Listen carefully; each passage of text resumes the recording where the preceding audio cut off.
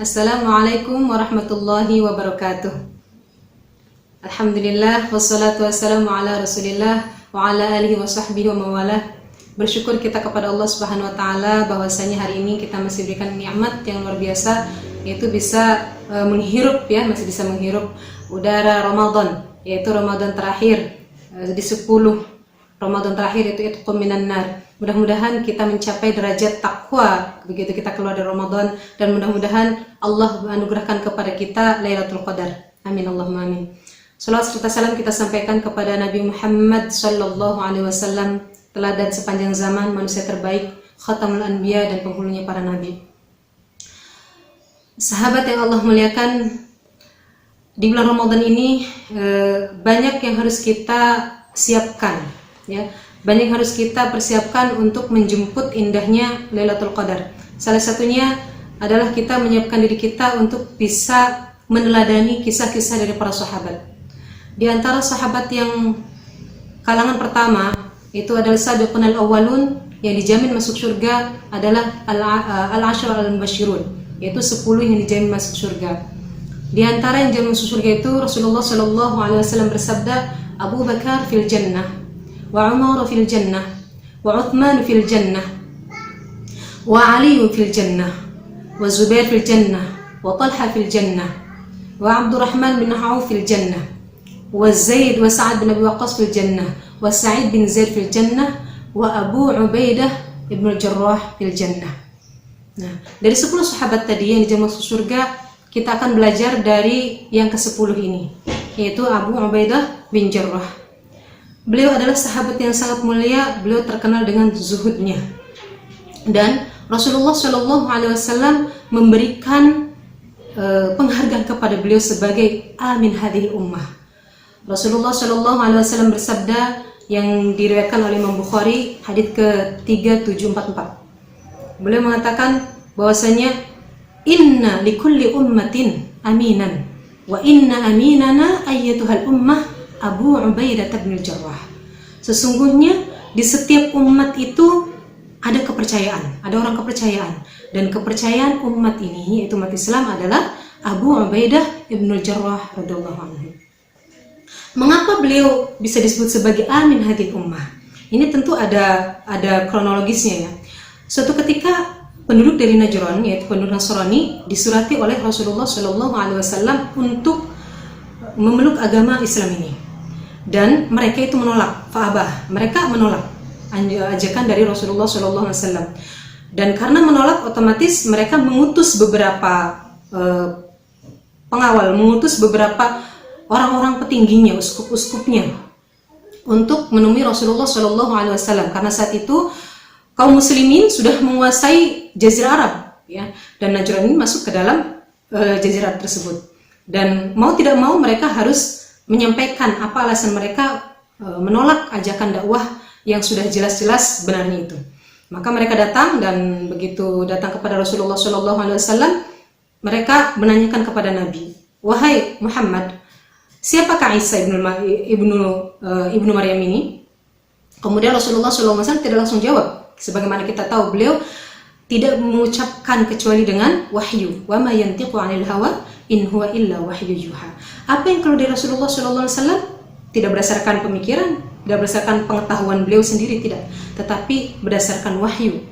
Kemudian turunlah wahyu yang mengatakan di surat Ali Imran, inna mathala Isa indallahi kamathali Adam, khalaqahu min turab, thumma qala lahu kun fayakun. Sampai 3 akhir ayat berikutnya, yaitu tentang mubahalah. Ketika menyatakan tentang Isa bahwa Isa itu seperti Nabi Adam, dan sampai di akhirnya mereka tetap menolak, tidak mau mengakui Rasulullah sebagai Nabi. Maka dari itu Rasulullah SAW, kalau begitu, yuk kita mubahalah. Mubahalah itu apa? Mubahalah itu sama-sama dua kubu antara Rasulullah dengan kelompok Najran itu, ya, sama-sama berdoa kepada Allah dan meminta kepada Allah, memohonkan diturunkan laknat kepada pendusta. Siapa di antara mereka? Otomatis orang-orang Najran merasa, wah, kalau dia benar-benar Nabi nih, kita bahkan bahaya nih, anak turunan kita itu dari sehelai rambut kita nggak ada yang tidak terlewat kecuali kita akan binasa. Jadi mereka berembuk. Setelah berembuk, mereka sudahlah, kita nyerah aja. Nah, berarti ini bukti, ya, bukti bahwasanya Rasulullah memang Nabi. dalam hati. Tapi mereka tidak mau. Kenapa? Karena mereka tuh sudah nyaman dengan kenikmatan sebagai uskup. Kenapa? Banyak harta benda mereka. Ini sudah diceritakan dalam surat At-Taubah yang oleh Allah SWT, bahwa mereka tuh banyak mengambil harta makanan dari orang-orang jamaahnya sendiri. Nah, karena mereka tidak sanggup, akhirnya mereka bersedia untuk berjizyah. Nah, jizyah ini kan harta rampasan perang, harta yang sangat kaya, dan kita tahu bahwasanya Najran itu adalah negeri yang sangat kaya raya. Sehingga mereka mengatakan, Muhammad, datangkan kepada kami seorang yang terpercaya, tidak boleh orang sembarangan dari orang-orangmu itu, untuk membawakan jizyah dari kami, agar jizyah itu nyampe kepadamu, amanah kami itu. Maka Rasulullah SAW mengumpulkan para sahabat langsung berburu tuh, pada ngeliatin. Sampai Umar bin Khattab, aku tuh saat itu berharap, tidak pernah aku menginginkan kepemimpinan dalam seumur hidupku kecuali saat itu. Sampai Umar bin Khattab yang sudah tinggi itu tetap aja duduk tuh ninggi-ninggiin tuh kepalanya, biar ditunjuk aku gitu. Ternyata Rasul mengatakan, di mana Abu Ubaidah? Ya Abu Ubaidah, majulah. Dan mengatakan, la'ab'athanna amin hadil ummah. Kata Rasul, demi Allah aku akan mengutus orang yang paling percaya, dan inilah orang percayaan umat ini, yaitu Abu Ubaidah bin Jarrah. Masya Allah. Kita pengen tahu nih, apa sih kok Rasulullah SAW mempercayakan beliau, ya? Dan bukan berarti menafikan sahabat-sahabat yang lain seperti Umar bin Khattab, Abu Bakar. Itu tentu punya kepercayaan, tidak mungkin berkhianat. Apalagi jangan masuk surga ya, semua sahabat itu mempunyai sifat percaya. Hanya saja dominasi Abu Ubaidah bin Jarrah ini melebihi sahabat-sahabat yang lain. Sebagaimana kita tahu Rasulullah menjuluki Umar sebagai Al-Faruq karena kelebihan beliau, ketegasan beliau, Umar bin Khattab radhiyallahu anhu. Rasulullah juga menyebutkan Abu Bakar itu sebagai As-Siddiq karena peristiwa tentang Isra Mi'raj itu. Semua orang mendustakan, mulai ragu para sahabat bahkan. Kemudian kata Abu Bakar, seandainya aku melihat di depan mataku itu ada tembok berwarna putih. Kemudian Muhammad mengatakan, tidak wahai Abu Bakar, itu tembok hitam. Maka demi Allah aku akan dustakan mataku dan aku akan benarkan Muhammad. Masya Allah, itu luar biasa. Maka disebut sebagai As-Siddiq. Sampai sifat As-Siddiqnya Abu Bakar ini kalau ditimbang oleh seluruh manusia, tetap lebih berat sifat kepercayaan, berat dari sifat As-Siddiqnya Abu Bakar As-Siddiq ini. Nah, ini begitupun Abu Ubaidah bin Jarrah. Ternyata di sidik-sidik para ulama menyampaikan, karena sifat Abu Ubaidah bin Jarrah itu mempunyai sifat zuhud terhadap dunia. Jadi mustahil orang yang zuhud terhadap dunia itu tamak terhadap dunia, kan kebalikannya ya. Tamak itu kebalikan zuhud. Dia sudah menceraikan dunia, sudah nggak suka sama dunia. Sampai di akhir kehidupannya, nanti ketika terjadi penaklukan Syam dan Ilya atau Baitul Maqdis itu ditaklukkan di zaman pemerintahan Umar bin Khattab, itu di bawah panglima dan pemerintahan Abu Ubaidah saat itu di Syam. Dan ketika Umar bin Khattab radhiyallahu anhu yang menerima langsung kunci Baitul Maqdis, itu singgah di rumahnya Abu Ubaidah bin Jarrah. Begitu nyampe di rumah Abu Ubaidah bin Jarrah, Masya Allah, Umar bin Khattab menangis. Karena di dalam rumah panglima itu ya, yang lain panglima lain sudah punya istana, punya kemewahan. Abu Ubaidah tidak ada. Begitu nyampe dalam rumahnya hanya terlihat tameng, tikar, dan tidak mendapati kecuali ada segelas air kendi untuk biasa minum dan menyiapkan wudhu. Kemudian ditanya, wahai Abu Ubaidah, apakah engkau punya persediaan makanan? Ada, kata Abu Ubaidah. Dikeluarkanlah hanya beberapa roti. Nangis Umar bin Khattab. Kemudian Abu Ubaidah mengatakan, tuh kan Umar, aku udah bilang jangan kesini, pasti aku akan memeras air matamu. Kemudian Umar berkata, wahai Abu Ubaidah, sesungguhnya semua orang sudah dirubah oleh dunia kecuali engkau. Masya Allah. Inilah bahwa dunia tidak masuk kepada beliau. Maka pantaslah Rasulullah SAW menjuluki beliau sebagai amin hadhil ummah. Amin hadhil ummah, orang kepercayaan umat ini. Itu yang pertama. Itu yang harus kita ambil pelajaran dari Abu Ubaidah bin Jarrah. Yang kedua, banyak sekali tentu manakibnya, tapi saya akan sampaikan hanya 3 manakib Abu Ubaidah ini. Yang kedua, kita pernah mendengar tentang kelebihan beliau tentang walanya, sifat wala dan bara. Wala ini adalah loyalitas kita terhadap Islam, meskipun itu kepada saudara-saudara kita, orang tua kita, keluarga kita. Tapi kalau misalkan saudara kita, orang tua kita, keluarga kita itu memusuhi Islam, maka kita wajib berlepas diri dari mereka, baro, dan kita tetap setia kepada Islam. Ini terjadi pada Abu Ubaidah bin Jarrah radhiyallahu anhu. Itu terjadi di perang Badar.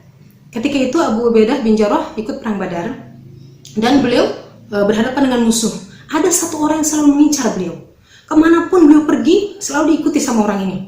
Akhirnya beliau terus menghindar. Begitu sudah tidak bisa lagi menghindar, akhirnya dihadapin saja. Begitu dihadapin seperti singa mengamuk dan beliau langsung membunuhnya. Tahukah siapakah beliau? Ternyata adalah ayah kandungnya.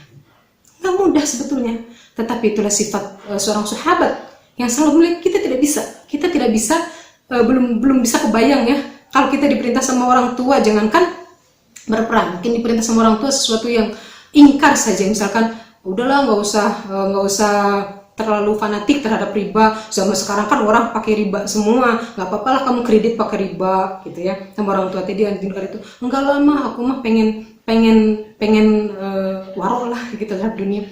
Jangan sok tau dari kamu nyungsep gimana gitu ya, bahasa asa gimana gitu diomongin sama orang tua. Ini bagi orang-orang sudah berumah tangga biasanya gitu rong-rongannya. Tetap itu pun orang tua kita kalau di luar perang kita hormati, tetapi pendapat beliau ya, anjuran beliau untuk menentang Allah berbuat riba tetap kita tolak gitu. Tetapi beda halnya dengan Abu Ubaidah. Ketika itu saat itu di medan kancah peperangan ya, di perang, dan kondisinya sang ayah terus memburu. Tidak ada pilihan kecuali membela dan membunuh sang musuh. Maka turunlah surat Al-Mujadilah ayat 22 berkenaan dengan ini. La tajidu qauman yu'minuna billahi wa rasulih yuwadduna man haddallaha wa rasulah. Wahai Muhammad, engkau tidak akan mendapati orang beriman itu saling berkasih sayang dengan orang-orang yang menentang Allah dan Rasulnya. Walau kanu aba'ahum, meskipun mereka itu ayah-ayah mereka, wa abna'ahum, anak-anak mereka, wa ashiratahum, ataupun keluarga mereka, ila akhir ayat. Ya, ini berkaitan dengan Abu Ubaidah bin Jarrah. Ini pun kita perlu ambil pelajarannya, bahwa kita harus berloyalitas kepada Islam dan barok, berlepas dari orang-orang yang memusuhi Islam, meskipun itu keluarga kita yang terdekat sekalipun. Yang ketiga, ini yang mungkin berkaitan dengan suasana kali ini, suasana di tengah wabah, ya, suasana di tengah COVID-19 yang merebak di mana-mana sampai masjid aja sepi begini, masya Allah. Nah, Abu Ubaidah bin Jarrah itu terkenal dengan sabar dan tawakalnya beliau kepada Allah Subhanahu Wa Taala di tahun ke-18 Hijriah, ketika Rasulullah SAW telah wafat, Abu Bakar juga telah wafat. Itu di masa pemerintahan Amirul Mukminin yaitu Umar bin Khattab radhiyallahu anhu, setelah ditetapkannya kalender Hijriah di tahun ke-17 ya. Rasulullah SAW tidak sia-sia memberikan label bahwa Amin Habibul Ummah, ya, beliau adalah orang kepercayaan umat ini. Di tengah wabah tersebut, Abu Ubaidah bin Jarrah itu tetap posisinya sebagai jenderal atau sebagai panglima di wilayah Syam. Dan wilayah Syam ini kita tahu 4 negara ya saat ini.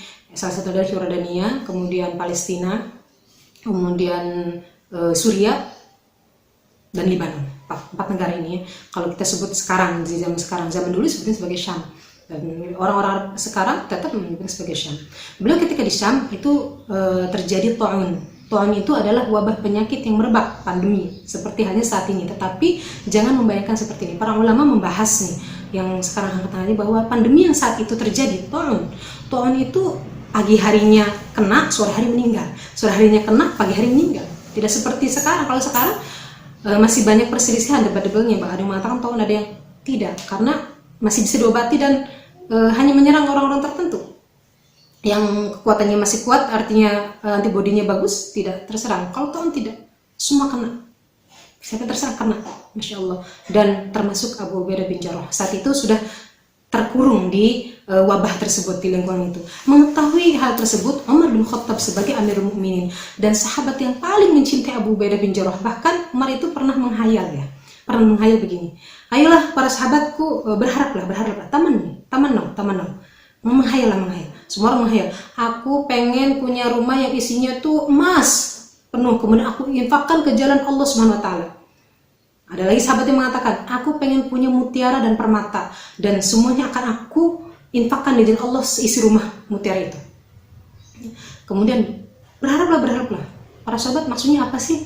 Berharap apa wahai Amirul Mukminin? Maka Umar bin Khattab mengatakan, kalau aku pengen tuh rumah tersebut diisi semua dengan orang-orang yang sekaliber Abu Ubaidah bin Jarrah. Masya Allah, Abu Ubaidah bin Jarrah sebagai hayalan, sebagai angan-angan dari Amirul Mukminin, Umar bin Khattab radhiyallahu anhu. begitu fans, kalau kita ngefans banget sama Abu Ubaidah bin Jarrah. Nah, kenapa beliau sangat suka kepada Abu Ubaidah bin Jarrah sampai seperti itu ya? Karena sifat tawadunya tadi, sifat zuhudnya, pembelaannya kepada Islam, dan masih banyak sekali manaqib-manaqib dan keutamaan Abu Ubaidah bin Jarrah radhiyallahu anhu. Dan saat itu Umar bin Khattab mendengar yang wabah tadi ya, akhirnya menyurati, wahai Abu Ubaidah, sesungguhnya aku mempunyai masalah yang harus segera diselesaikan. Oleh karena itu, datanglah kepadaku. Segera datang kepadaku, pakai kata segera. Kemudian dijawab, amma ba'du, oleh Abu Ubaidah bin Jarrah. Aku mengetahui kepentinganmu dan bebaskanlah aku dari perintahmu. Aku bersama kaum muslimin dari awal sampai akhir. Begitu kurang lebihnya jawaban dari Abu Ubaidah bin Jarrah. Begitu mengetahui jawaban surat itu, Umar bin Khattab menangis. Para sahabat sekitarnya, wahai Amirul Mukminin, apakah Abu Ubaidah telah meninggal? Seakan-akan dia telah meninggal. Beliau menjawab seperti itu. Seakan-akan telah meninggal. Dan dia Abu Ubaidah bin Jarrah radhiyallahu anhu tetap bersama pasukannya meskipun di tengah wabah penyakit. Dan benar saja begitu diperlihatkan tangannya sudah terkena yang melepuh. Saat itu disebutkan di riwayat itu ada melepuh, dan Abu Ubaidah bin Jarrah sore hari ini meninggal syahid. Ya, kita tahu bahwasanya salah satu orang yang syahid ya, itu adalah orang yang terkena taun, wabah penyakit.